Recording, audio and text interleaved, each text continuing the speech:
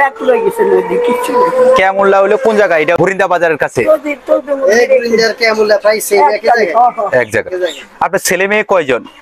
ছেলে দুটো আছে বা নদী লই গেছে ওই যে বন্যা হয়েছে বন্যার সময় নদী লই গেছে পান একটা মাইয়া আছে খালি আর কেউ নাই বা আর মেয়ে কি বিয়ে শাদী দিছেন?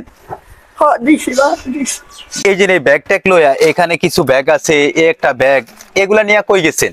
এগুলা ওই আমি গেছিলাম ও চানমিয়ার ওই যে লড়ারিসের দ্বারা চানমিয়ার বাজার আছে না সেকুল গেছিলাম বা কলোনি জায়গা দেয় বলে মানুষের তো গেছি কই যদি থান পাই তো থাকুক নাই মহিলা মেলা।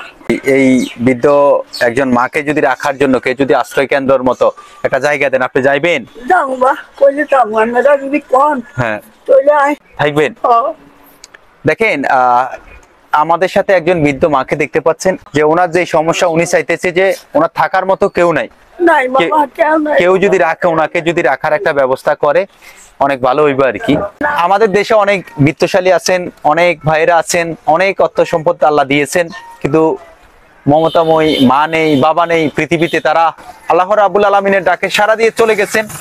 তো সেই সমস্ত হৃদয়বান ব্যক্তিরা যদি এই অসুস্থ অসহায় বৃদ্ধ মাটার দায়িত্ব নেন, খাওয়ান ভরণ পোষণের, আপনাদের কাছে কৃতজ্ঞ থাকবো, ঋণী থাকবে। একটু এই ভিডিওটি একটু শেয়ার করে আপনারা একটু সহযোগিতা করবেন।